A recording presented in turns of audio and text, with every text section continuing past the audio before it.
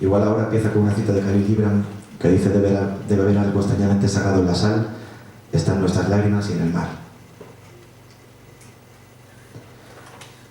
Igual es que hasta ahora, todavía, la sombra de lo que pudimos ser me abraza mejor que todo este porvenir de estupideces, que me lanzo contra la primera alambrada de espino que advierto, pensando que corro en la dirección correcta, que huyo de algún sitio. Igual es ahora que bajar Montera se me hace cuesta arriba, que esa pelirroja me recuerda absurdamente a ti y me sonrío como tú cuando lo hacías. Ahora que me sé Troya y espartano, Helena, que sé que hubiera por ti reducido a cenizas y caramelo un imperio entero.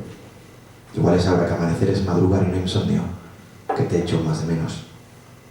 Justo ahora que leo la piel de desconocidas, esa frase que te escribí a ti y tampoco te dije.